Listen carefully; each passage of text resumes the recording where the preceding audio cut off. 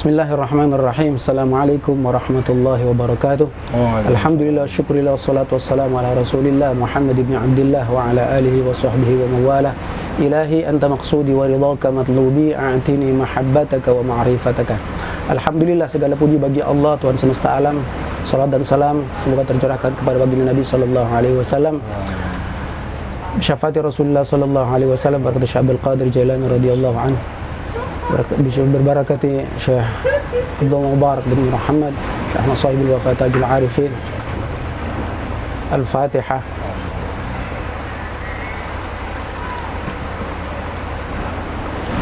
Alhamdulillah Rabbil Alamin. Ikhwan wal akhwat TKN Ponpes Suryalaya cabang Indonesia, Jawa Timur dan Indonesia Timur. Saat ini kita sedang berada dengan guru mulia kita Abah Ali di tempat yang alhamdulillah luar biasa ini, pemandangan yang diciptakan oleh Allah Subhanahu wa taala cukup yang luar biasa. Di mana? Di mana? Di negeri Ora, Sleman. Sleman, Ambon ya. Maluku Tengah, Abah. Ya. Saat ini kita melakukan podcast yang spesial kali ini, Abah, karena bersama guru kita. Ya. Ikhwan wal akhwat yang dimuliakan Allah Subhanahu wa taala, mohon maaf Abah, kali ini kita bertepatan dengan peringatan Isra wal Mi'raj. Kira-kira Abah, mohon maaf Abah, apa yang kira-kira yang dapat dipetik yang sangat terpenting daripada perjalanan Isra wal Mi'raj baginda Nabi sallallahu alaihi wasallam menurut pandangan daripada tasawuf tersendiri itu, Abah? Saya kira Isra Mi'raj itu yang paling terpenting kan gitu ya. Ya. Pertama-tama yang seperti saya sampaikan dalam kajian tadi malam itu transformasi ritual. Transformasi ritual itu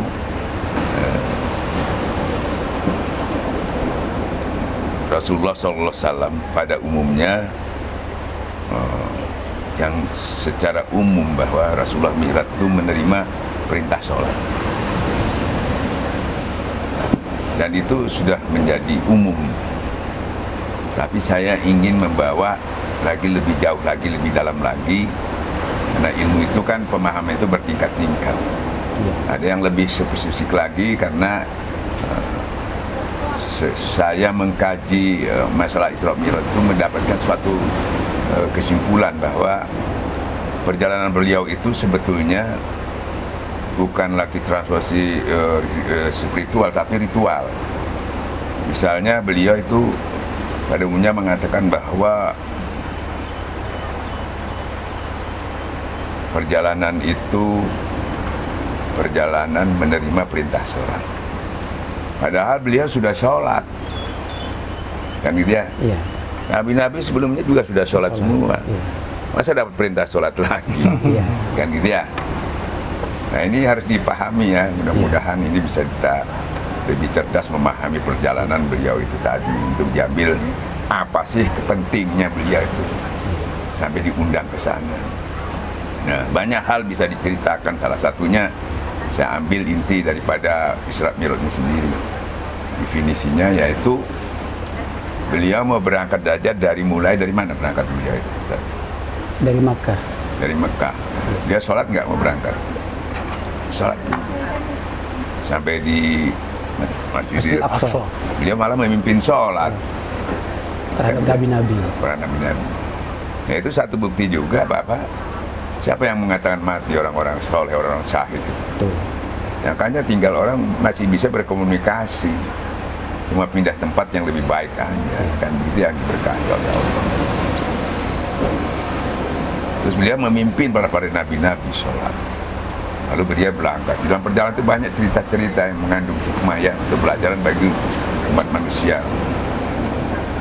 Tapi intinya sampai di sana, beliau yang terbesar itu, beliau dapat perintah yaitu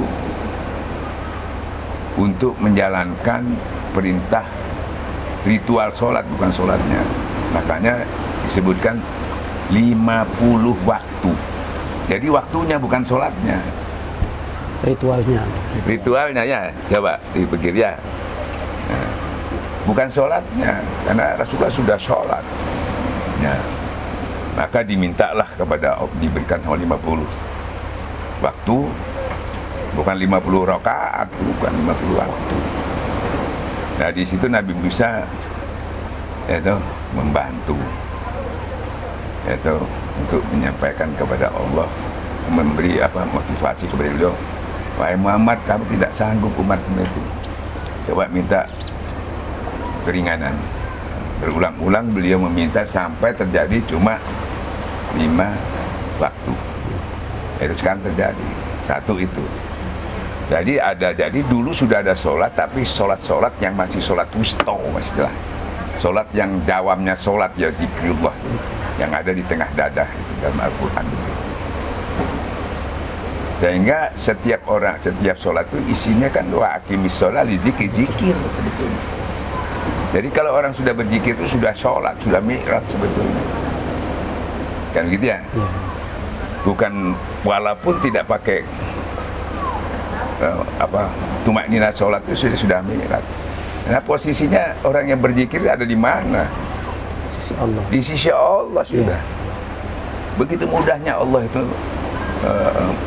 membuka diri sesuai dengan pertama Allah menjadikan manusia itu di dalam hadis kursi dia mengatakan bahwa dia sesuatu yang tersembunyi ingin dikenal dia beri kemudahan supaya dikenal. Makanya cukup dengan kita ya berzikir ya langsung dekat kepada Tuhan. Allah itu biar mengatakan rumahku Ka'bah tapi dia nggak di situ. Ya dah, kan gitu ya.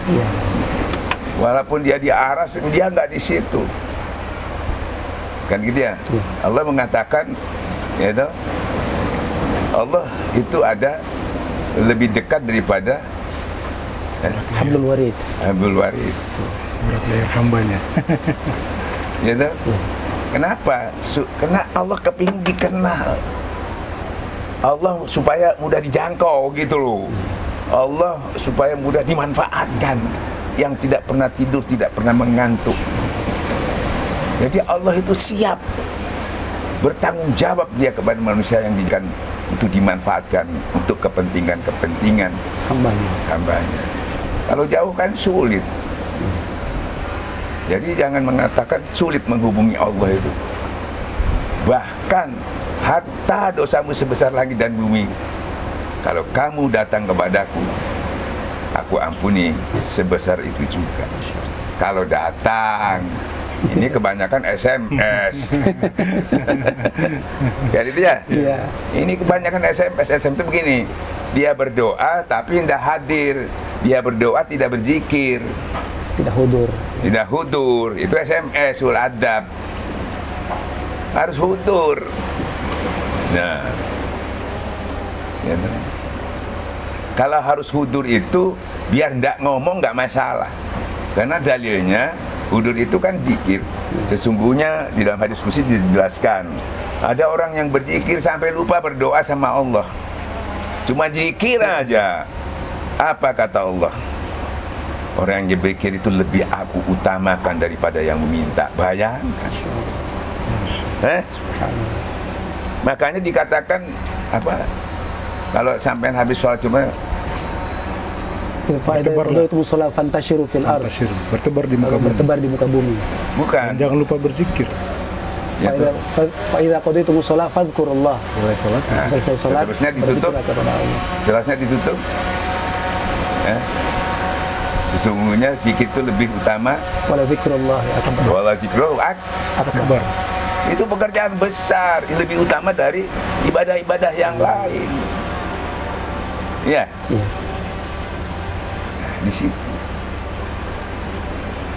Jadi Allah itu ingin dikenal. Bagaimana kan dikenal kalau nggak dekat? Jangan sama Allah, sama orang aja nggak bisa. Nah itu. Jadi nggak ada kesulitan. Hatta kan kebanyakan wah kalau dosanya orang besar itu kotor nggak bisa dekat sama Allah. Kalau tahu jurusnya sudah pesimis duluan. Ya jangan. Itu ada jalur ke sana. Jalurnya kalau kamu belum bisa datang dekat ke belakang, cari orang yang bisa pakai wasilah. Yang dekat sama Allah. Jangan sok-sokan kamu bisa datang sendiri, cari wasilah. Wasilah itu yang dicari nggak boleh sembarangan, yang sanadnya sampai ke Rasulullah. Baru bisa, kalau nggak wasilah sampai sanad nggak bisa. Begitu. Iya, Bah. Kemudian mohon maaf, Bah. Ini terkait dengan Isra Mi'raj, pasti orang akan bertanya-tanya tentang hal ikhwal sholat. Bagaimana orang bisa mencapai kekhusyuan dalam sholat? Nah, nanti dulu, ini belum selesai. Iya, Bah. Artinya, jadi apa di dalam ini yang sampai ditanyakan itu Isra Mi'raj itu? Jadi salah satunya itu tadi ya. Kedua, di dalam beliau kesana mendapatkan tadi mendapatkan perintah ritual sholatnya 5 waktu, sekaligus ada tumak ninanya, kan itu ya. Iya. Nah, justru itu menjadi identitas bagi seorang muslim yang selama ini nggak ada identitasnya, karena waktu di Mekah itu semua orang tuh sholat di situ, termasuk Majasi, Nasrani, Majusi, Yahudi, semua ada di situ ngumpul. Dia bersembahyang sholat istilahnya sesuai dengan caranya masing-masing, dan ritualnya juga masing-masing. Ada yang berdiri aja, ada yang lari-lari, ada yang pakai telanjang, ada yang tepuk tangan, kan gitu ya. Orang Islam sendiri ada yang diem aja, tafakur aja. Jadi yang mana yang muslim ini? Nah, dengan adanya ketetapan itu ternyata sudah bisa dibedakan bedanya orang-orang Islam itu dengan orang-orang Majusi, Nasrani dan seterusnya, itu dari sholatnya. Kalau itu ada ruku, sujud, nah ini yang muslim. Nah itu hasilnya dari Mi'raj itu, yang sampai sekarang seluruh dunia belum pernah menyampaikan itu. Itu kalau kalau dengan apa yang Abah beliau sampaikan, sebenarnya poin Isra Mi'raj dari pandangan tasawuf ini luar biasa, karena yang saya lihat, Bah, saya juga kita mau tahu nih bagaimana pandangan tasawuf sendiri tentang fungsinya sholat dalam perspektif tasawuf. Jadi banyak yang sholat, Bah, tapi kita hidup banyak sekali masalah.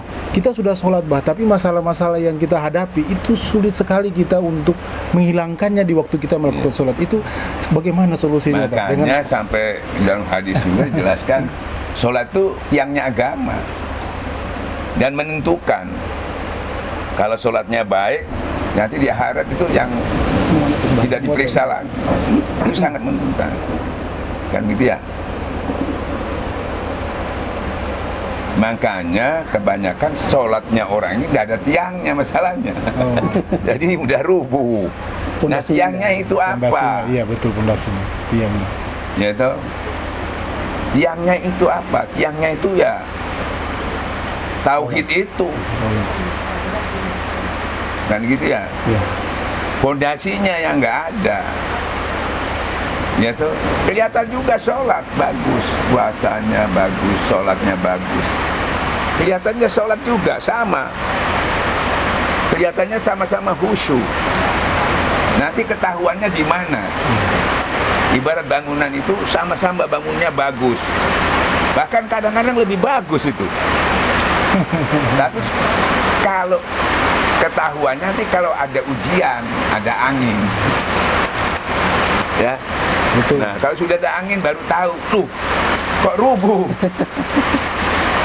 Kalau nggak ada angin, itu di Quran katakan itu karena Islamnya itu masih Islam pinggiran itu, belum masuk ke dalam.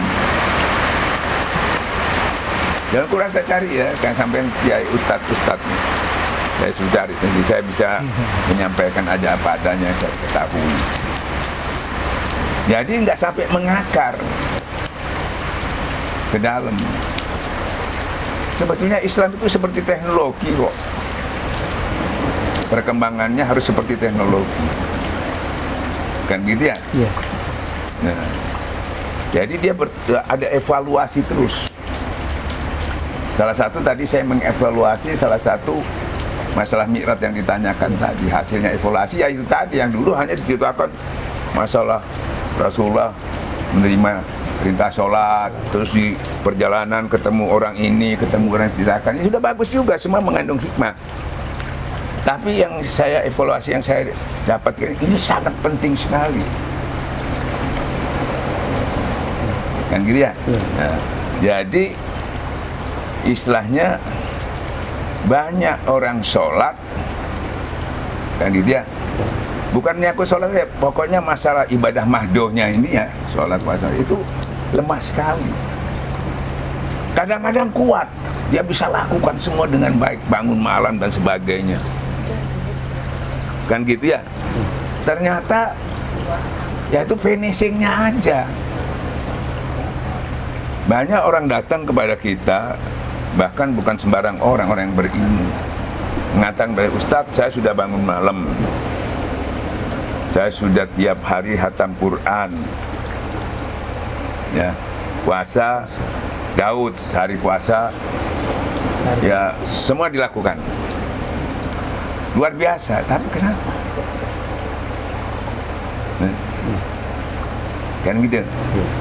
Kalau nggak ada angin, nggak ada masalah. Ini kan banyak angin ini di dunia ini, gangguannya banyak. Paling tidak gangguannya kan la tulhikum amwalukum wala dzikrillah. Kamu diganggu oleh itu. Kalau itu nggak mengganggu, nggak bisa harus mengganggu. Di balik itu ada iblis memanfaatkan itu. Tidak apa? Bagaimana supaya tidak diganggu? Nggak bisa harus diganggu. Setan itu minta izin kok, waktu ganggu itu diizinkan.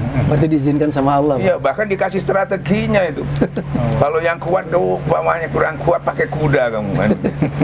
Di Qurannya kan begitu, cari sendiri nanti ada itu. Ya, itu.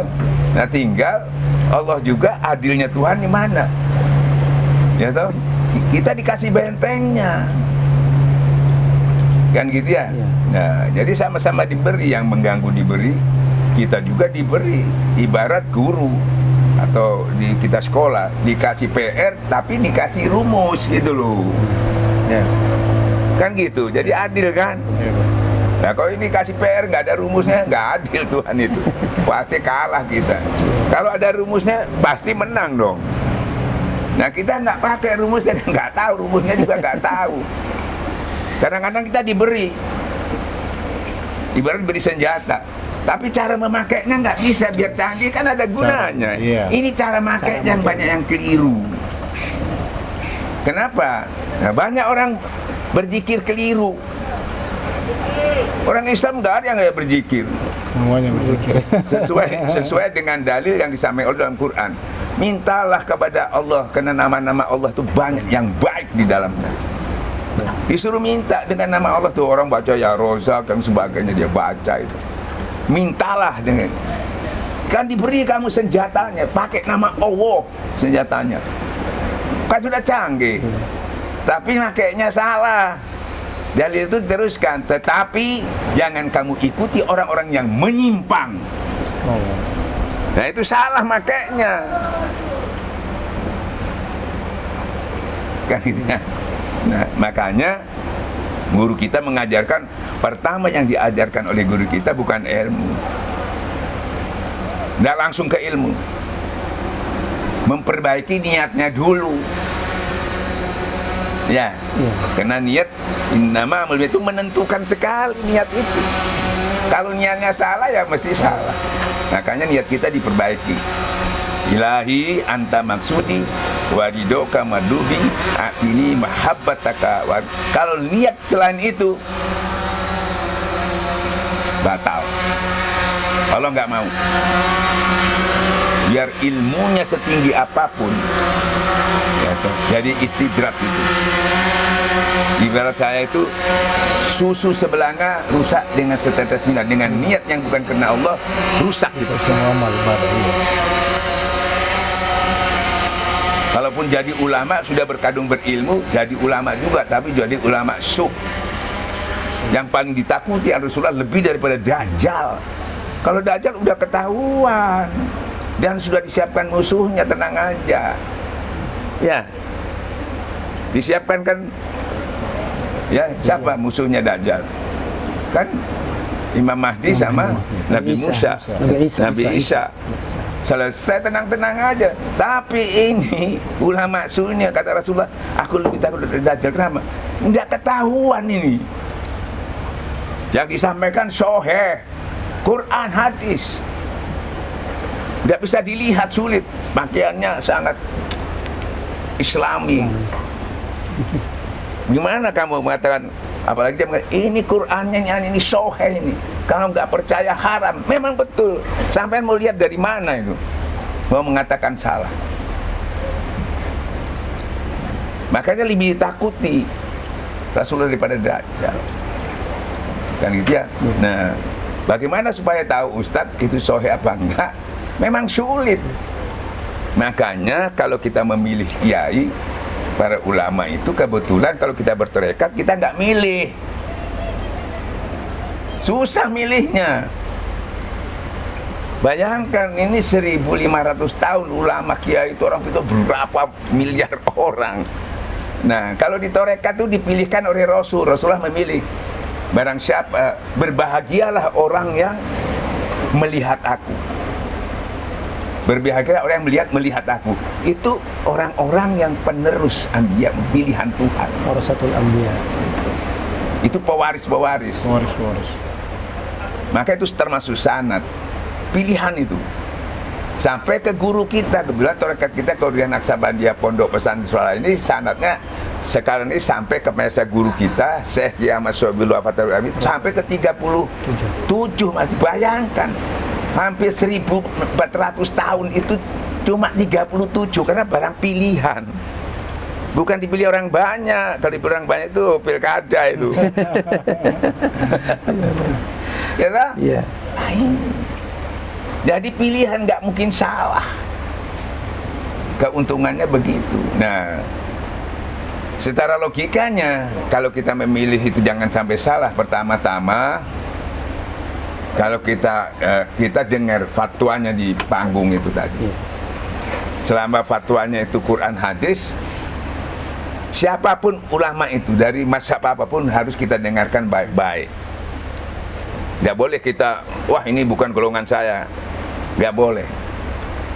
Walaupun bukan dari mazhab kita, bahkan bertentangan masih dengan kehidupan kita, kalau ayat itu disampaikan dasarnya, ya, dia mendengarkan baik-baik supaya kamu mendapatkan rahmat. Biar siapapun, seperti Sayyidina Umar mengatakan, hatta keluar dari mulut singa sekalipun. Kita ingin rahmatnya itu. Tapi bagaimana Ustadz kalau kita lihat dia itu, kita mau jadikan panutan, bagaimana? Melihatnya dari mana? Lihat di lapangan.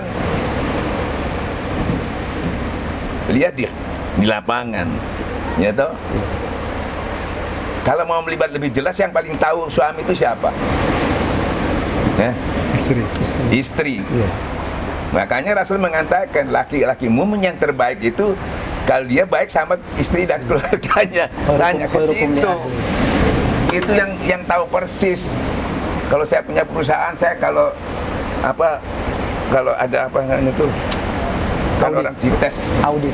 Dites orang kalau mau masuk kerja itu dites apa namanya itu? Seleksi. Ya, dites apanya itu? Coba. Dia dites apa istilahnya saya nggak tahu itu. Ya. Dilihat kan, nggak usah saya tanya aja istrinya bagaimana suami. Ukurannya Nabi, sebaik-baiknya seorang Muslim itu kalau dia baik kepada aku, orang yang terbaik kepada keluarga. Sebab bagaimana ukurannya, karena istri itu ya diajak susah, diajak senang, diajak menderita, mengurusi anak. Ada enggak orang yang seperti itu teman sampean? Yang sebaik itu? Enggak ada tuh. Ada enggak? Yang mau nyebokin sampean kalau sakit, ada enggak? Ibu sampean aja belum tentu mau nyebokin sampean. Ya tuh, ada enggak yang disuruh tunggu jaga bayi itu tadi? Ya tuh, sampean bagi baby sister bawa bayar berapa? Orang yang terbaik itu ya. Kalau guyonannya istri saya, Umi, seorang istri itu kalau siang jadi babu, kalau malam jadi hostess katanya gitu. Paham? Berat itu. Kalau siang dia kerja, nyuci apa, kalau malam dia dikelonin ya. Kan gitu. Makanya ukurannya itu gampang. Nah selanjutnya ukuran kita lihat di luar. Apa yang disampaikan sesuai dengan itu yang disampaikan. Kalau nggak sesuai, orang ini orang dimurkai Tuhan. Dia menyampaikan sesuatu tetapi tidak sesuai, dia tidak melakukan apa yang disampaikan, kan dimurkai. Allah paling nggak suka, Allah paling benci. Ini orang nggak disukai sama mau ikut jadi panutan. Kalau kita lihat itu, jangan jadikan panutan, tapi fatwanya tadi Quran kita dengar. Tapi kalau jadikan panutan nanti dulu, kita lihat dulu, karena kita mau dibawa kemana ini, kan gitu ya. Nah ini salah satu cara sistem di pondok kita ini diajarkan itu supaya jangan sampai keliru kita memilih. Karena kadang-kadang asal orang-orang sekarang itu bukan pokoknya cocok gitu. Wah ini saya cocok ini. Bukan benar yang dicari yang cocok. Wah ini cocok ini. Repot nih kalau yang cocok. Hidayah, Bah ya. Iya. Hidayah. Nah, itu karena di dalam ilmu tasawuf itu guru itu sudah mempunyai cahaya, jadi melihatnya pakai cahaya, bukan reka-reka. Kalau kita berilmu, ilmu cahaya itu sudah menjadi hikmah ilmu itu. Kalau masih ilmu, masih diperdebatkan, masih mereka-reka. Makanya tengkar terus, karena sama-sama belum mereka-reka. Contohnya, jangan kelas-kelas kita, sejarah membuktikan orang ulama unggul dekat kita yang mengarang Ihya Ulumuddin, Imam Al-Ghazali radhiyallahu an. 36 tahun sudah jadi profesor.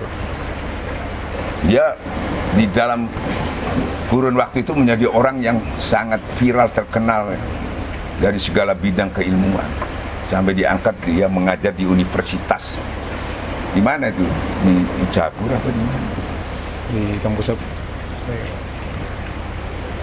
Persis waktu diangkat jadi profesor itu, dia mendapatkan kemuliaan dari orang-orang yang mendengar, bahkan dari negara. Tapi dari Allah dia nggak mendapatkannya. Sehingga beliau stres, sakit. Bisa baca di buku ini, Pembebas dari Kesesatan. Buku dia yang mengaku di sini. Buku ini, Pembebas dari Kesesatan. Baca. Ini termasuk apa? Menceritakan perjalanan beliau. Jadi selalu pengetahuan yang didapatkan itu didebatkan. Orang berdebat itu kan kepingin mendapatkan pengakuan, kepingin dapat pengakuan. Ngapain minta pengakuan sama orang? Makanya kenapa dari orang-orang itu bertengkar, karena minta pengakuannya dengan orang. Maaf, yang dari golongan ini minta pengakuan sama ini saya benar, yang sana juga minta pengakuan ke golongan ini minta benar. Ngapain? Minta diakui. Minta diakui. Dasar dalilnya, kalau kita di tasawuf ini nggak perlu pengakuan orang itu. Nabi aja yang sudah jadi nabi banyak yang nggak ngaku. Kurang sohe bagaimana nabi itu? Kurang bagus mana akhlaknya? Kurang bagus mana penyampaiannya? Masih banyak yang nggak diakui apa yang disampaikan yang langsung dari Allah. Apalagi masih ulama, para kiai. Nggak perlu diakui. Yang penting dasarnya jangan kamu mengamalkan sesuatu yang kamu tidak punya pengetahuan tentang apa yang kamu lakukan. Kalau tidak, akan aku tuntut kamu ke dalam penglihatan pendengaran. Kamu punya dasar, punya pengetahuan. Jadi kalau kita tanya, kenapa kamu melakukan ini?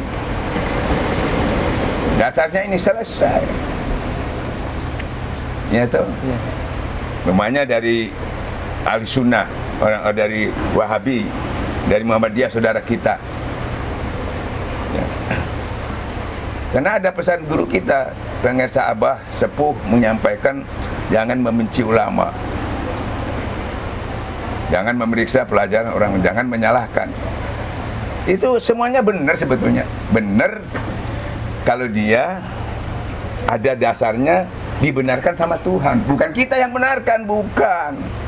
Kita kadang-kadang walaupun benar kita salahkan karena ada unsur kebencian. Karena ada unsur bukan golongan kita. Kalau Allah kan bebas, makanya jangan minta ke situ. Nah, misalnya dari golongan Wahabi, ya toh, dia mengatakan tidak ada itu tahlilan itu. Tidak ada tahlilan. Ya, tidak ada mauludan kan gitu ya. Itu bid'ah. Ziarah kubur bid'ah. Kan gitu ya? Iya. Dia minta pembenaran sama ahli sunnah. Ya nggak bisa ditolak. Ahli sunnah menyampaikan tahlilan itu ada. Misalnya ya, Iya. Maulud Nabi ada, minta pembenaran sama Wahabi. Ya ketolak sampai kabar kiamat tuh ketolak. Kan dia. Padahal saya kaji minta petunjuk sama Allah, ini benar, ini benar. Benarnya di mana? Ya toh. Jangan minta pembenaran sama ini kepada Allah. Allah itu menyatakan tadi pembenaran itu kalau apa yang kamu lakukan itu ya, ada dasarnya enggak? Kalau tidak kan tadi sudah sampaikan, jangan kamu melakukan sesuatu yang kamu tidak punya pengetahuan tentang apa yang kamu lakukan. Nah, kalau ibadah mahdohnya saya kira hampir ya kecil lah masalahnya. Ini yang goiril mahdoh yang kan ya, Iya. ibadah mahdohnya kan kecil, cuma kunut, cuma ya kecil-kecil lah. Enggak, padahal itu yang paling penting itu ya. Alhamdulillah itu enggak seberapa. Ini ghairi mahdohnya yang banyak yang bermasalah. Nah, sekarang misalnya ditanya, Wahabi misalnya, maaf ya, saudara-saudara kita dari Wahabi ya, maaf ya, ini cuma membahas sambil santai lah, supaya sedikit ada kita ini supaya bisa dingin sama jadi perpecahan dan sebagainya. Harapan kita begitu. Saya menyampaikan ini bukan memperuncing, tapi ingin memperdingin aja. Walaupun apa adanya yang kita sampaikan ini. Ditanya misalnya, harus bikin ilustrasi supaya orang awam juga ini bisa tahu ya. Jangan terlalu tinggi lah, nanti yang tahu kiai tahu, orang awam jadi bingung. Kenapa kamu mengatakan, kenapa kamu tidak melakukan tidak mengakui tahlil, tidak mengakui maulud? Loh, kan Rasulullah mengatakan ya jangan kamu mengikuti sesuatu yang melakukan yang aku tidak pernah melakukan. Nabi tidak pernah tahlilan, memang benar. Nah, mauludan kata ya, kan gitu ya. Gimana? Kan benar, mau disalahkan gimana? Kan Rasulullah sendiri yang ngomong, jangan kamu melakukan sesuatu yang aku tidak pernah melakukan, batal. Ya saya ngikuti kata orang-orang, apa yang salah dari dia. Ya. Nah, cuma salahnya dia minta pembenaran. Kalau minta pembenaran sama ahli sunnah ya tengkar, karena sekaligus menyalahkan apa yang diamalkan oleh ahli sunnah. Ya tengkar, jangan, sama Allah saja. Kan disebutkan juga, saya lupa ayatnya itu amanah Abah menyampaikan, yaitu di dalam amanah Abah dikatakan, tapi itu untuk orang kafir, jangan kamu bertengkar ya. Tuhanmu dengan Tuhan kita itu sama. Walaupun Tuhannya orang-orang yang katakan orang kafir, dia menyembah berhala, sebetulnya hakikatnya Tuhannya sama. Mana? Loh, kok bisa sama Ustaz? Nggak ada Tuhan yang lain kan? Cuma cara berpikirnya salah, Tuhannya nggak ada yang lain, sama sebetulnya itu. Allahumma rabbuna wa rabbukum ilahu wahid. Kan begitu. Jangan tengkar, Tuhannya sama. Karena orang-orang tadi itu tidak betul-betul kenal kepada Tuhan. Dia mencari juga, tapi tidak kenal, nggak tahu jalannya. Ada yang membelokkan, dia bikin sebagai wasilah, berhala itu. Padahal maksudnya ke sana. Coba dia mengakui Quran, pasti sudah selesai. Kan gitu ya? Tapi tujuannya pasti ke Tuhan yang itu, karena Tuhan yang lain nggak ada. Cuma salah paham aja kan. Nah, kurang informasi. Nah, informasi dia tidak sampai lewat informasi ke kitab-kitab Allah, Taurat, Zabur, Injil. Dan itu evaluasi terus sampai ke Quran. Kalau dia lewat situ, insya Allah selalu. Nah, dia lewat dari pemikiran-pemikiran yang dibuat-buat oleh orang-orang yang sengaja untuk menyesatkan. Nah, di situ permasalahannya. Kalau dia ke Quran dapat informasi jelas ya. Tuhan itu siapa, namanya siapa, dan komplitkan gitu ya. Tidak diragukan lagi dalam Al-Quran gitu. Karena nggak lewat situ ya dia nggak tahu. Nah di situ masalahnya.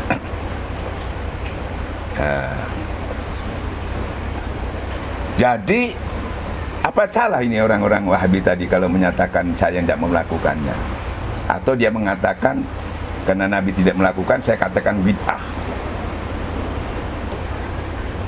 Boleh, tapi dia ngomongnya tidak boleh menyalahkan orang lain, tapi dia apa yang dilakukan dibenarkan sama Tuhan, selesai.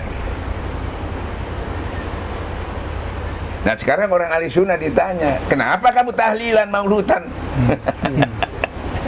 Harus jawab ya. Karena ditanya sama Allah juga, ini ilustrasi ya. Kamu ini Nabi nggak pernah tahlilan, nggak pernah.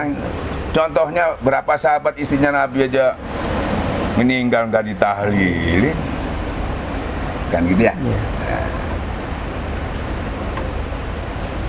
Ada perintahnya, ada dalilnya juga ternyata, tapi dalilnya itu global, umum, lebih luas karena untuk dibuat syiar bukan untuk sifatnya pribadi, supaya mudah. Jadi dalil itu sifatnya memberikan seorang yang kreatif supaya bagaimana caranya supaya orang itu bisa dekat kepada Tuhan. Makanya dalilnya carilah jalan yang mendekatkan diri kepada Allah. Suruh cari, dalilnya itu. Wabtaghu ilaihi wasilah. Ya. Suruh cari jalan itu. Misalnya contohnya, orang kumpul arisan, ya, masuk ibu-ibu katakanlah, paling ngobrol kan ya, ngobrol ke sana kemari, ya, entah itu ulang tahun, ya, entah itu kumpul-kumpul orang mati, mesti ngobrol yang macam-macam itu. Nah, para wali-wali ini cerdas. Bagaimana caranya orang-orang ngumpul ini manfaat, ya toh? Maka disuruh baca yasinan, baca salawat, dicarikan jalan supaya dekat sama Allah. Karena perintahnya begitu. Nggak ada itu yasinan itu khusus, tapi orang ini daripada ngomong nggak manfaat, gibah dan sebagainya, carikan jalan orang ini supaya dekat sama Allah. Makanya disuruh baca yasinan dulu, mau arisan, mauludan. Itu strategi dakwah. Nah timbullah strategi dakwah itu sesuatu seakan-akan sesuatu yang baru. Nah padahal diperintahkan, tanyakan kepada ahli zikir. Dia punya otoritas untuk itu, untuk membawa orang bisa dekat kepada Allah. Makanya di situ orang meninggal, kumpul-kumpul orang itu, rasan-rasan, gibah apa. Kalau zaman dulu ada yang gapleh, ada yang apa, minum-minum. Dicarikan jalan. Solusinya. Nah, solusinya dia supaya dekat kepada Tuhan. Disuruh baca. Untuk dekat itu kan maka tahlilan itu ada kulhu, ada la ilaha illallah, tauhid semua. Itu strateginya membawa orang yang jauh, yang lupa, ya tuh. Jadi perintahnya itu menyelamatkan orang dengan metode, dengan cara.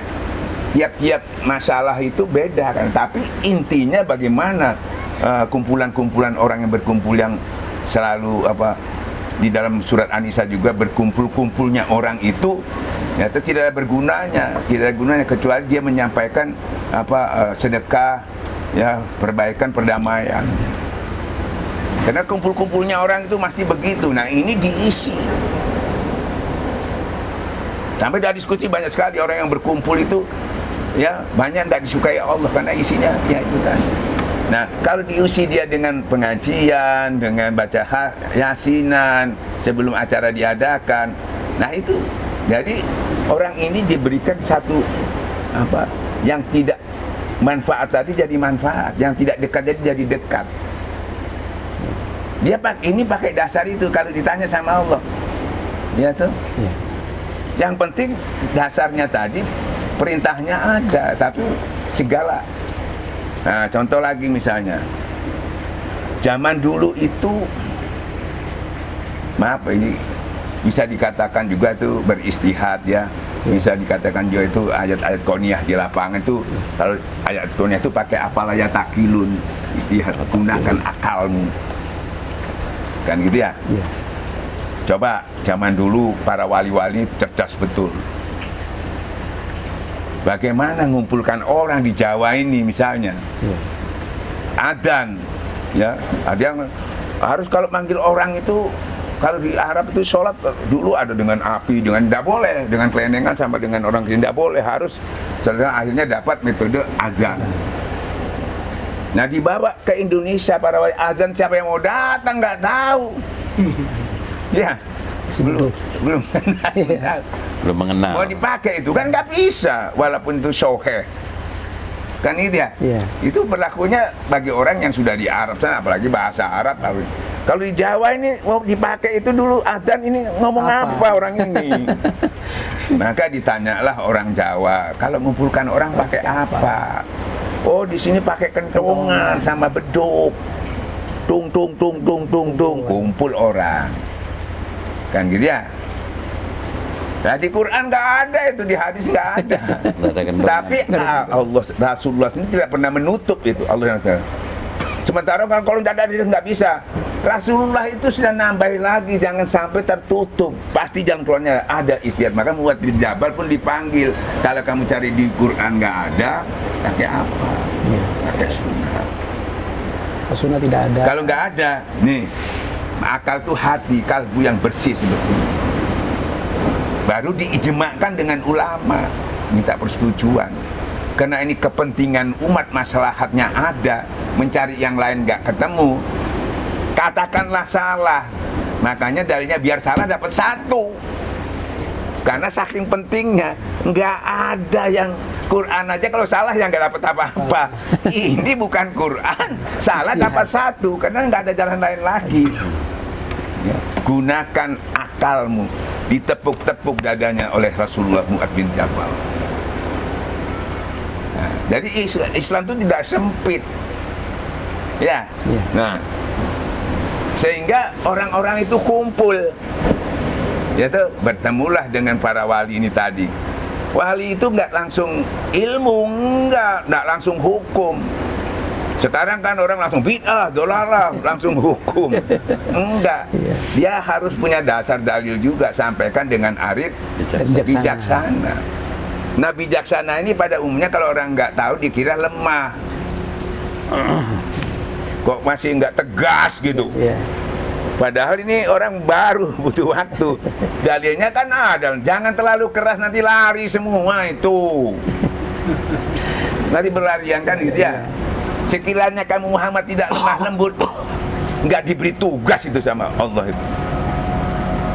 Karena percuma, mati orang itu berlarian. Syariatnya kan begitu. Maka dengan lemah lembut itu, pertama, siapa sih yang nggak suka dikasih makan? Hah? Iya. Pasti mau semua. Pasti mau kalau makan. Kalau ilmu belum tentu. Kalau makan pasti. Siapa saja. Siapa saja. Makanya biar strateginya bukan ilmu dulu, kasih makan dulu. Makanya orang ahli sunnah itu senang selamatan. Makan-makan. Makan-makan. Ya noh? Iya, Pak. Dikit-dikit ngasih makan. Orang senang gitu kalau kasih makan, mau agama apa aja senang. Ya noh? Nah, kasih makan dulu. Kan itu ya. Nah, setelah itu, setelah kenyang baru ngobrol kan gitu ya. Nah, itu cara strategi dakwahnya sebetulnya itu termasuk kreatif istilahnya orang-orang ahli sunnah. Jadi carikan jalan orang ini. Perintahnya gitu. Nah, zaman Rasulullah nggak dilakukan, tapi ya tuh misalnya maulid. Maulid itu sejarahnya pada zaman itu. Makanya saya mengatakan kalau ada seorang ahli sunnah mengatakan, kenapa kamu mengadakan maulid Nabi? Karena saya cinta kepada Rasulullah SAW. Salah. Loh, kok bisa salah Ustaz? Kalau ada orang ahli sunnah mengatakan, kenapa kamu melakukan maulid? Karena saya cinta. Salah. Karena Rasulullah itu sahabatnya cinta kepada Rasulullah, nggak maulutan itu. Yang paling cinta lagi sahabat itu nggak pernah maulutan. Kamu lagi. Sejarahnya itu, karena pada zaman itu raja siapa saya lupa itu. Entah di Turki, entah di Irak, di mana waktu itu. Di Irak, di Irbil Utara. Utara ya. Zamannya Salahuddin Al-Ayyubi. Ya. Terus ada rajanya siapa namanya? Mudhaffar Abu Sa'id. Iya, Mudhaffar. Nah, beliau itu melihat umat waktu itu justru kehilangan cinta. Cinta kepada agama, cuma Tuhan. Kepada Rasulullah itu kurang. Mengitu sunnah-sunnah Rasulullah itu kurang. Dilihat itu, wah gimana nih caranya ini? Ya itu.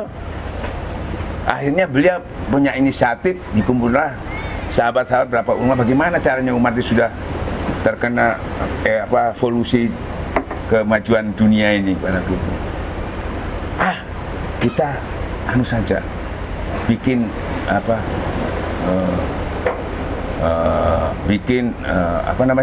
maulid.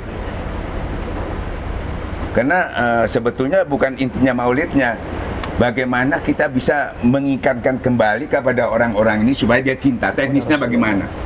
Teknisnya itu pertama kita cari dulu timing yang tepat.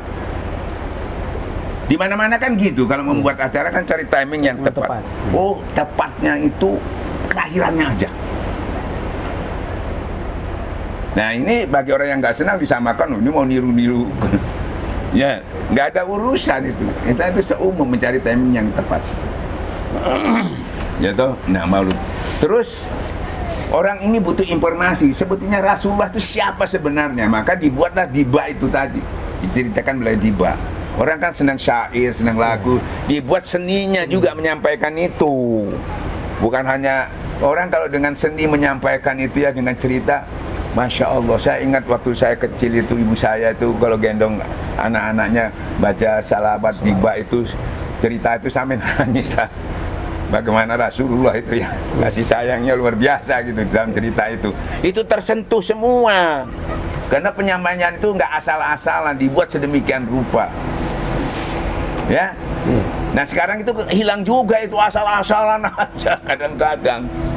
Ya tuh, harus dengan sahdu, bukan dengan seperti sekarang gini-gini apa gini, enggak. Lain lagi, ini mau demo apa bagaimana? Pakai tulisan apa? Enggak, yang sahdu. Supaya ada betul-betul kita seakan-akan sampai dibuat satu strategi. Entah itu benar enggak lah. Pokoknya secara psikologi hadir Rasulullah itu supaya orang lebih mencintainya, sampai dibuat semikian itu. Suasananya dibuat begitu. Entah itu sohe enggak, pokoknya orang-orang dibuat sedemikian rupa. Ya, istilah itu robito sebetulnya itu. Membayangkan kehadirannya. Itu robito sebetulnya. Itu untuk secara psikologis juga menguntungkan. Jangan, wah nggak mungkin Nabi lu. Kalau dikaitkan dengan dalil masih cocok. Dalilnya menyebut selawat aja sudah. Ya toh. Rasulullah ruhnya dikembalikan, dia akan. Apalagi selawat itu langsung Allah juga kontak berselawat, menyuruh semua malaikat berselawat. Kan luar biasa, bukan main-main itu. Di dalam kita baca Maulid Nabi itu. Tapi sekarang ini sudah campur macam-macam itu, campur politik, campur apa itu, akhirnya nggak ada, dicampur baur sama politik, sama ini ada kepentingan. Nah, ada sifatnya juga kadang-kadang cuma kebanggaan mengadakan itu. Nah, ini rusaknya di situ, harus ditata ulang, dikembalikan kepada semula. Tujuannya raja apa tadi? Sultan Mudhaffar. Nah, itu dulu maksudnya itu. Jadi bukan justru kehilangan cinta, dibuat supaya dia mencintai. Bukan sudah mencinta, kalau sudah mencinta nggak perlu itu. Nggak perlu, ngapain? Justru nggak cinta diingatkan nih loh nabimu. Iya ya, kenapa saya harus nggak cinta? Karena nggak tahu persis siapa nabi. Ya toh? Orang disuruh takut sama Tuhan aja, kalau nggak kenal sama Tuhan ya nggak takut. Misalnya sampean, maaf ya ini cerita, saya ini orang lapangan. Misalnya presiden datang ke sini, katakan dulu zamannya Pak Harto. Iya. Saya nggak kenal sama Pak Harto, cuma tahu fotonya, dia pakaian biasa. Datang ke pondok saya misalnya, anak yang terima tuh, cari siapa Pak? Cari Ustadz Ali. Wah, masih istirahat tidur Pak, tunggu aja ya itu di warung kopi, pasti begitu ya. Karena nggak kenal toh. Tapi kalau kenal gimana caranya? Apa begitu? Tidak. Wah, kabuan ya, takut. Makanya orang disuruh taubat kalau nggak kenal dulu sama Tuhan ya nggak taubat, mau taubat ya nggak takut disuruh taubat. Begitu juga disuruh cinta tapi nggak kenal bagaimana. Makanya dulu. Awalnya itu awalun akhir marifatullah dulu, kenal dulu, dekat. Dan Allah juga mengatakan aku kepingin dikenal dulu. Ini kita nyembah nggak dikenal, mau cinta nggak dikenal bagaimana. Nah ini tasawuf membantu, tarekat itu membantu, itu arahnya ke sana. Nah, jadi tadi apa dan malu dan sebagainya tadi itu upaya syiar mengembalikan orang supaya dekat kepada Rasulullah, kemenangan Rasul, dan dekat kepada Allah. Jadi kalau ditanya, kenapa kamu ada mulut? Namanya Allah menyatakan sama apa tadi Raja Gurdova itu orang sekarang. Ya tuh, kan tidak ada Nabi nggak mengadakan. Alasannya ada. Salah nggak salah, karena ada alasan. Jangan kamu melakukan sesuatu yang kamu tidak punya. Saya punya pengetahuannya ini yang saya lakukan. Kan gitu ya. Nah, ini benar, ini benar. Yang paling benar siapa? Ya, yang paling benar itu yang mengatakan begini, yang paling benar itu jangan kamu mengatakan golongan lain itu tidak baik. Ya, karena kemungkinan yang kemungkinan tidak, dia lebih baik lagi. Jadi yang lebih baik lagi itu yang dikatakan, yang mengatakan kamu salah, yang disalahkan itu lebih baik. Kan gitu dasar dalilnya. Jangan kamu mengatakan apa, seseorang itu satu kaum itu apa tadi? buruk, salah. Mungkin dia lebih baik. Ya. Ya, jadi yang lebih baik itu yang disalahkan. Nah, makanya saya bilang dengan kawan-kawan kita yang Sunnah, kalau kamu dikatakan gaya, diam aja, jangan balas. Kamu sudah mendapat berikan dari Allah, kamu lebih baik karena kamu yang dikatakan tidak baik. Kesalahan kita balas lagi, ada kembali lagi kesalahan yang lebih baik. Akhirnya tambah gaduh. Akhirnya di sini. Akhirnya dua-dua nggak baik karena saling menyalahkan.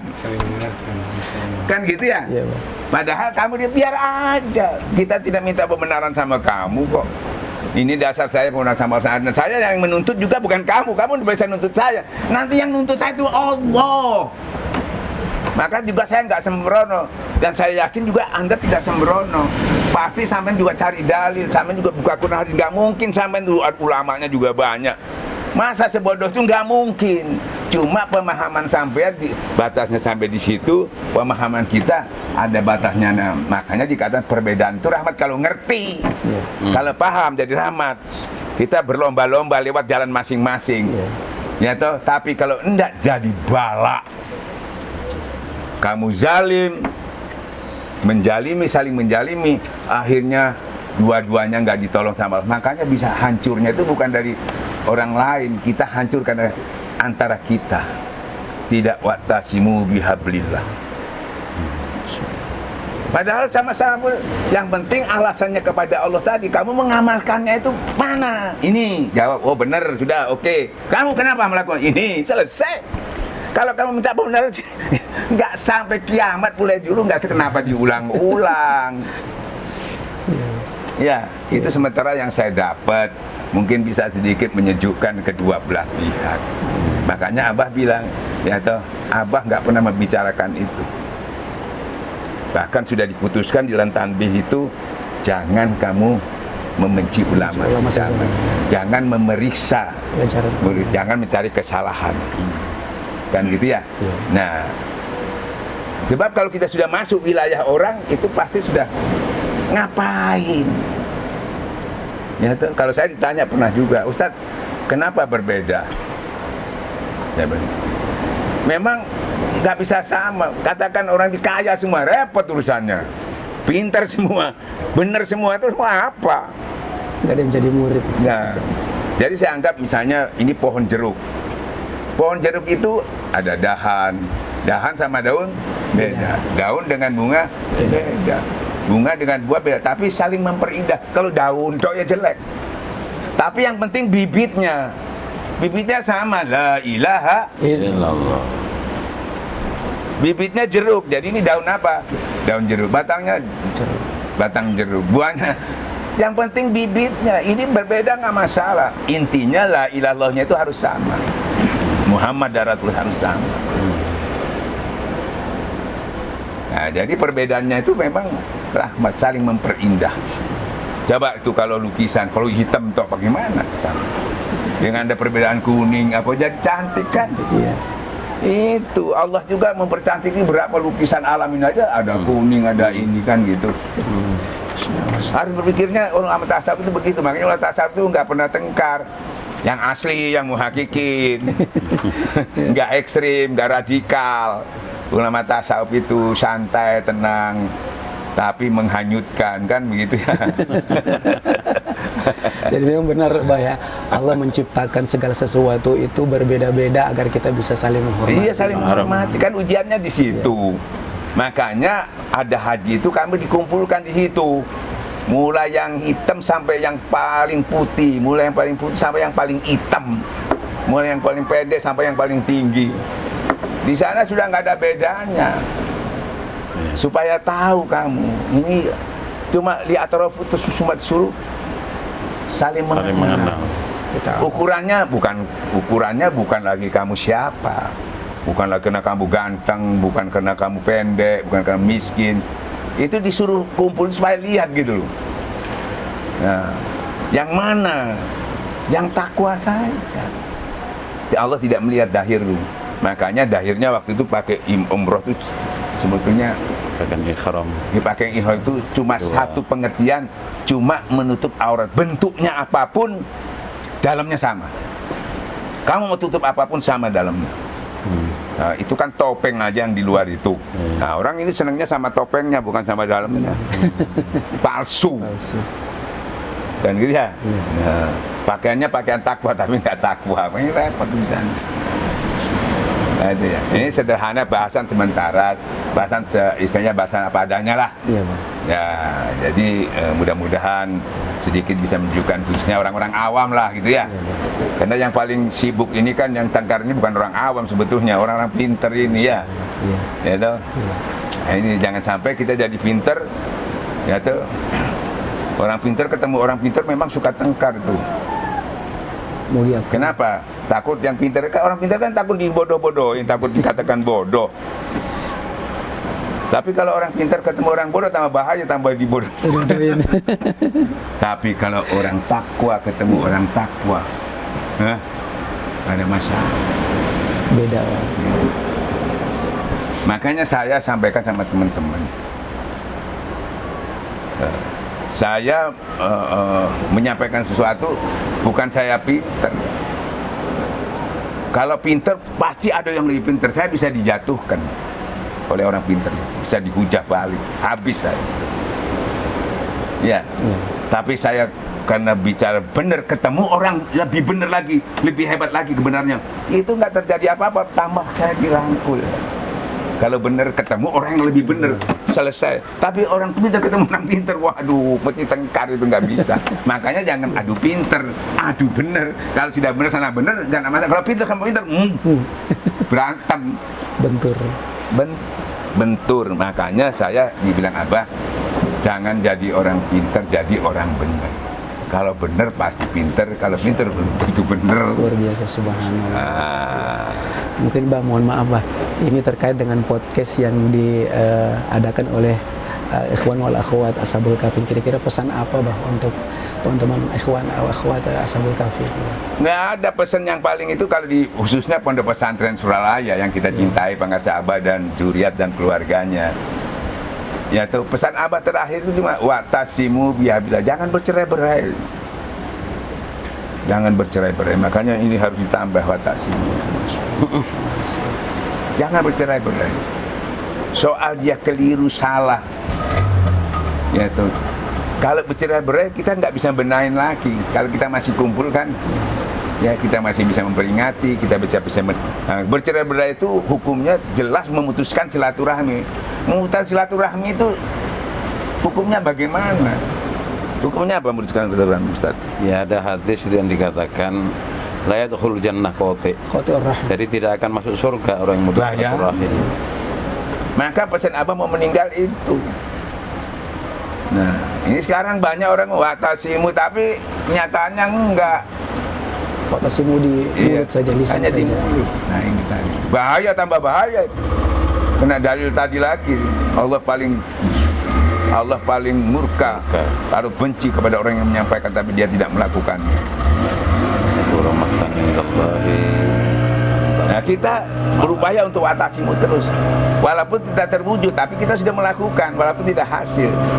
Jadi kita termasuk orang yang ingin menyelesaikan masalah, yang nggak mau termasuk orang yang ingin duduk di tempat untuk menimbulkan masalah. Bukan hasilnya, tapi kita posisinya jangan sampai duduk di tempat orang yang menimbulkan masalah. Kita duduk di tempat orang yang menyelesaikan, walaupun tidak berhasil, prosedurnya kita lakukan, itu sudah berhasil sebetulnya. Hasil itu wilayah Tuhan, bukan wilayah kita. Nah, orang kadang-kadang harus berhasil dengan rekayasa, ya tuh, pokoknya berhasil, tapi dengan cara yang zalim, rekayasa, jadi tapi istidrak, tidak punya nilai. Nilainya di hadapan manusia aja, Allah tidak punya nilai. Jadi kita bukan cari hasil, mematuhi prosedur apa yang disampaikan Allah. Lakukan, hasilnya tidak hasil, itu kamu sudah selesai, sudah punya nilai. Karena prosedur. Kalau nggak prosedur, biar hasil dengan rekayasa, dengan ini itu tidak berhasil, tipu daya. Kamu menipu dirimu sendiri supaya terpuji di hadapan manusia. Yaitu, contohnya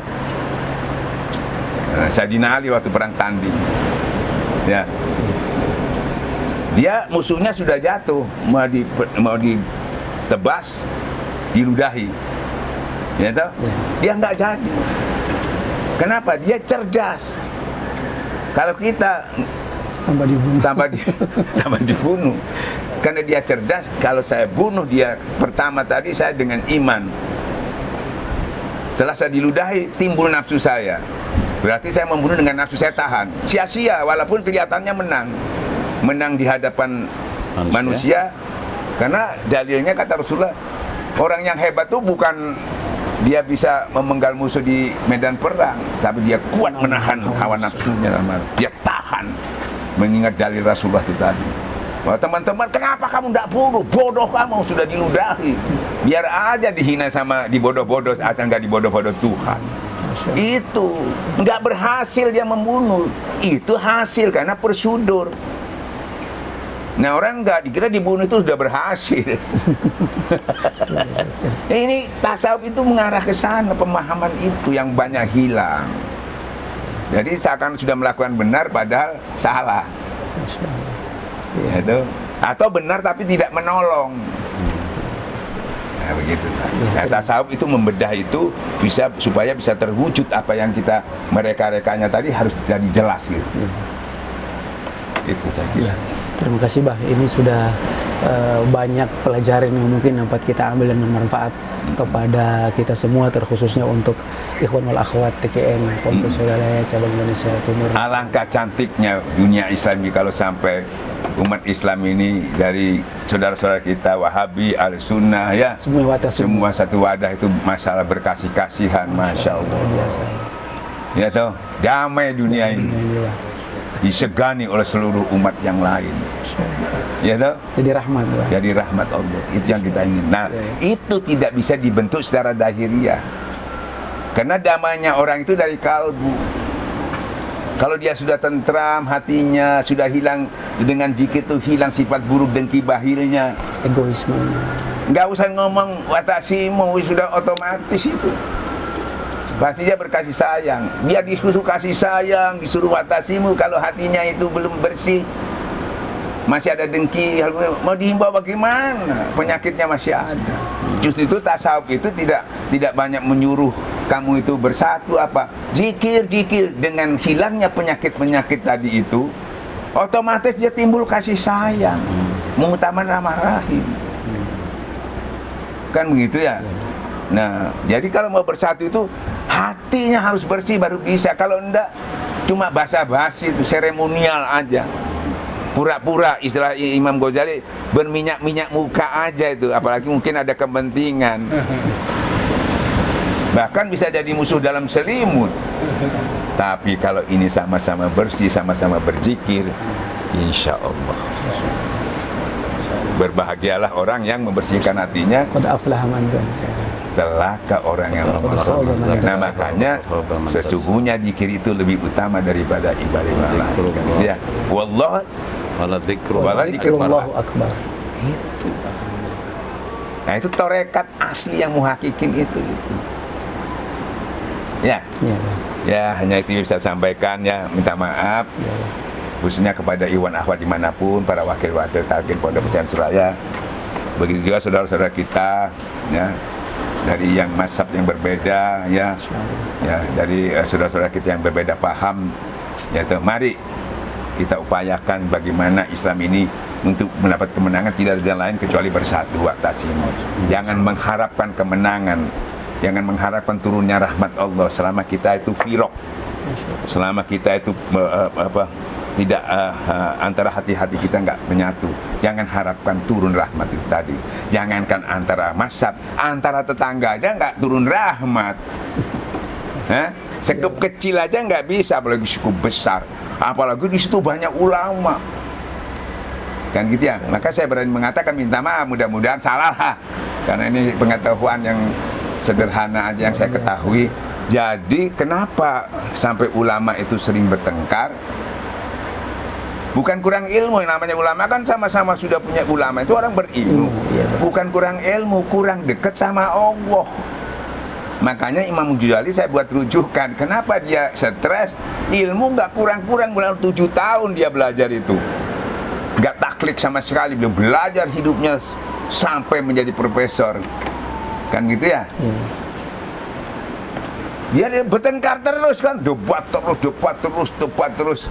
Akhirnya kecapean sendiri ya. Nah, akhirnya dia pada nunu apain? Nah, satu-satunya jalan setelah dia ditalkin dengan zikir, dia tidak lagi ilmunya dibuat debat, tidak lagi menyalahkan orang lain. Dia nikmati, dia berdebat aja sama Tuhan. Nah, tahu? Kalau salah Allah luruskan. Kalau umpamanya kita berdebat orang, kalau kita salah, kita kan gitu ya. Iya, Bang. Makanya debat kita sama Tuhan. Debat sama Tuhan itu minta petunjuk sama Tuhan apa yang kita lakukan. Iya. Nah, justru itu dengan kita membaca Quran, ibarat kita membaca satu kitab karangannya siapa, kalau kita nggak paham, ini saya nggak paham maksudnya apa ini. Kita cari yang mengarang ini maksudnya apa. Ini yang ngarang Quran ini Allah. Kita tanya yang nggak paham, ya Allah, ini maksudnya apa? Kalau tanya sama orang, ya Allah, ini beda, capek. Makanya kita disuruh zikir, ya toh, tanya kepada Allah. Saya dulu sama abang, tanya sama Allah. Kalau tanya sama manusia bisa lebih, bisa kurang, capek. Nah, itulah makanya harapan kita, orang kecil ini, ya, harapan kita, saya kira sama harapan itu. Tapi harus berani mewujudkan itu, harus berani berkorban mewujudkan itu. Karena dengan pengorbanan itu nanti putus semua orang-orang yang menghalanginya. Inna a'tainakal kautsar. Ya toh, telah banyak nikmat aku berikan kepadamu. Dirikan sholat itu, dirikan akidah. Ya, kuatkan dekatmu kepada Allah. Berkorban memang harus berkorban. Manhar. Ya toh. Nah, kalau kamu sudah berkorban, yang dikorbankan apa? Kan gitu, segala-galanya untuk kepentingan menyelamat akidah itu tadi. Maka putus semua orang yang menghalangi. Ini korban nggak berani cari yang enak-enak toh, nggak bisa. Iya, Bang. Biasa, Bang. Nggak bisa. Ya toh. Iya, Bang. Sampai Allah mengatakan dulu, kamu kira kamu itu sudah mengaku beriman diuji dulu. Mau masuk surga, orang dulu itu masuk surga nggak gampang. Itu diuji dulu, berdarah-darah dulu. Ya, teraniaya, terbunuh, terusir. Enak aja nyelon-nyelon orang dulu. Nah, untungnya Rasulullah mengatakan itu dulu, umat Rasulullah gampang. Ya Allah, jangan kamu hukumi umatku seperti umat-umat dahulu. Kalau jadi umat dahulu, Fir'aun aja sudah mengakui nggak diterima. Sekarang umat Muhammad dapat syafaat Rasulullah SAW. Ya toh, sebesar apapun dosanya, bahkan maling sekalipun, penjina sekalipun, kalau dia akhir hidup mengatakan la ilaha illallah, tetap jannah. Kurang murah bagaimana? Padahal loh, gimana dia penjina? Bagaimana dia? Kan begitu ya? Dia yang penting dia masuk surga dulu, ada pasti masuk surga. Karena dia mengucapkan la ilaha illallah, kan itu ya. Tentang jinah dan sebagainya itu urusan Tuhan. Mungkin nggak langsung, kan surga itu ada kelas 1, kelas 2, kelas 7. Ditaruh di mana dia kan? Mungkin dibakar dulu, nggak masalah, tapi ada kepastian ya. Makanya disebutkan Al-Quran, penjaga surga, penjaga neraka. Penjaga neraka. Siapa penjaga neraka? Malaikat Malik. Laki, coba lihat itu, ada nggak setitik iman orang angkat? Yaitu orang-orang penjina, orang-orang pencuri, maling, tapi akhirnya la ilaha itu, tapi dibakar dulu, nggak masalah, tapi ada kepastian. Daripada orang itu beramal banyak, tapi kufur, tidak mengenal la ilaha. Wala tamutunna illa wa antum muslimun, tidak mati dalam keadaan muslim. Amalnya banyak, tapi nggak ada dijanjikan neraka. Langsung masuk surga masuk neraka tanpa hisab. Ini masuk neraka dulu nggak apa-apa, tapi ada kepastian ya. Nah, angkat. Nah, walaupun sudah gosong semua, ada labelnya lagi mantan. Ya, mantan neraka. Iya. Ada yang cerita anekdot aja yang ini bukan hadis, sudah dia mau masuk tuh malu gitu ya. Karena lama di neraka, lihat orang di surga itu. Saya malu ini, saya mantan itu ya. Ibarat orang pulang dari penjara itu kan malu kadang-kadang ya.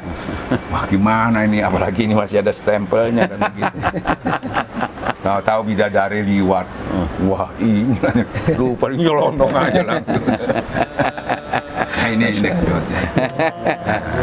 Jangan tegak-tenggang, akhirnya kita harus. Alhamdulillah. Saya kira begitulah. Ya, terima kasih Bah, luar biasa. Semoga dapat mencerahkan kita semua, dan insya Allah semua para ikhwan ketika yang dimanapun berada tetap untuk wa'tasimu bihablillah. Demikian, wallahu muwaffiq ila aqwamit thoriq. Wassalamualaikum warahmatullahi wabarakatuh. Waalaikumsalam warahmatullahi wabarakatuh.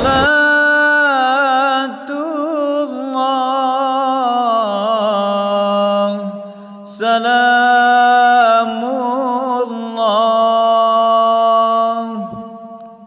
ala Yasin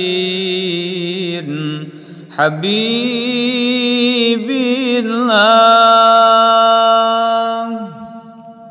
ala Yasin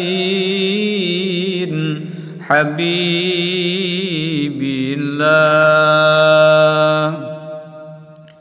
Tawassalna bismillah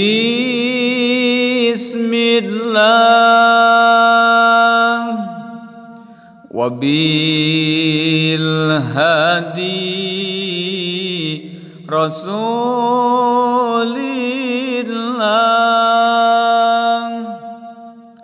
wa